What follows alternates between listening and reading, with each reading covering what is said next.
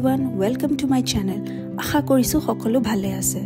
আজি মই এটা স্পেশাল ওল্ড দিল্লী ষ্টাইল আসলাম বাটাৰ চিকেন ৰেচিপি আপোনালোকৰ লগত শেয়াৰ কৰিম, যিটো বনাবলৈ খুবেই সহজ। প্ৰথমতে আমি চিকেনৰ মেৰিনেটটো তৈয়াৰ কৰিম। আমি 2 চামুচ গোটা ধনিয়া, 1 চামুচ গোটা জিৰা, 3 বা 4টা ইলাইচি, এটা ক'লা ইলাইচি, 2 টুকুৰা ডালচেনি, 2টা বা 3টা লং, এটা টুকুৰা জাবিত্ৰী, 3টা বা 4টা শুকান জলকীয়া যদি আপুনি বেছিকৈ জ্বলা খাই ভাল পায়। মই বেছিকৈ জ্বলা হ'লে ভাল নাপাওঁ কাৰণে দিয়া নাই। এতিয়া আমি এখন পেন লৈ গৰম কৰিম আৰু মছলাখিনি ভাজি ল'ম।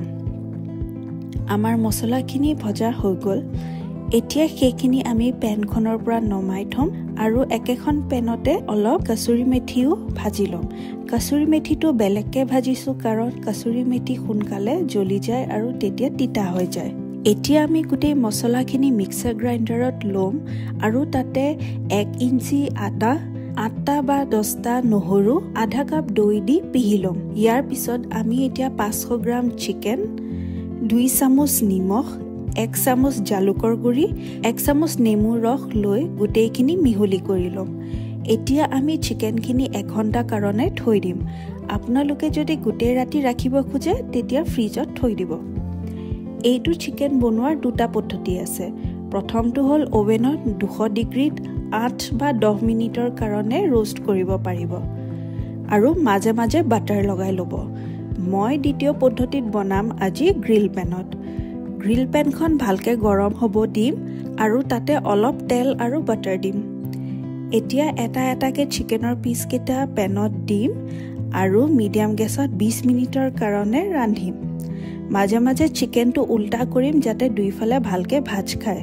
আমাৰ চিকেনটো সিজি থাকোঁতে আমি আৰু এটা স্পেচিয়েল মছলা তৈয়াৰ কৰিম। মছলাৰ কাৰণে আমাক লাগিব 1 চামুচ চাট মছলা, আধা চামুচ ক'লা নিমখ, 1.5 চামুচ হালধীয়া জলকীয়া পাউডাৰ। এই জলকীয়া পাউডাৰটো যিকোনো ছুপাৰ মাৰ্কেট বা অনলাইন প্লেটফৰ্মত পাই যাব। আমাৰ চিকেনটো এতিয়া তৈয়াৰ হৈ গৈছে। আমি এতিয়া এটা গেছত এটুকুৰা কয়লা পুৰিবলৈ লগাই দিম আৰু ইটো গেছত এটা ষ্টিক বাটাৰ লৈ গেছত গলিব দিছোঁ।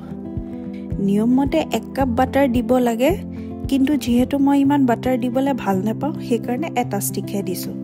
আপোনালোকে এতিয়া চাব পাৰে যে আমাৰ ৰোষ্টেড চিকেনখিনি এতিয়া তৈয়াৰ হৈ গৈছে আৰু সেইখিনি আমি এতিয়া এটা ষ্টীলৰ বাউলত লৈ লৈছোঁ। এনেকুৱা বাউলক হিন্দীত তছলা বুলি কয়। তাৰে পিছত আমি আগতে বনোৱা শুকান মছলাখিনি চিকেনৰ লগত ভালকৈ মিহলাই দিম। মছলাখিনি মিহলাই হ'লে তাত আধা কাপ ক্ৰীম আৰু গলাই লোৱা বাটাৰখিনি দি আকৌ মিহলাই ল'ম। আমাৰ চিকেনখিনিক তন্দুৰী ফ্লেভাৰ দিবলৈ আমি এটা সৰু বাউল লৈ তাতে 2টা বা 3টা লং দি তাতে গৰম কয়লাটো দি দিম। গৰম কয়লাটোৰ ওপৰত আমি অলপ তেল বা ঘিউ দি ভালকৈ ঢাকি দিম যাতে ধোঁৱাটো ওলাই নাযায় আৰু তেনেকৈ 10 বা 15 মিনিট ৰাখি থ'ম। চিকেনৰ লগত ছাৰ্ভ কৰিবলৈ আমি গ্ৰীণ চাটনি এটা বনাম য'ত 1 কাপ ধনিয়া পাত, 1 কাপ পুদিনা পাত, আধা ইঞ্চি আদা, 2টা বা 3টা নহৰু, আধা চামুচ জিৰা গুড়ি, আধা চামুচ চাট মছলা, নিমখ স্বাদ অনুসাৰে আৰু 4/1 ভাগ দৈ দি তৈয়াৰ কৰিম। এতিয়া আমাৰ টেষ্টি আসলাম বাটাৰ চিকেন আমি ৰুমালী ৰুটি আৰু গ্ৰীণ চাটনিৰ লগত ছাৰ্ভ কৰিম। যদি আপোনালোকৰ ৰেচিপিটো ভাল লাগিলে তেতিয়া লাইক, শ্বেয়াৰ আৰু ছাবস্ক্ৰাইব কৰি দিব। থেংক ইউ, বাই।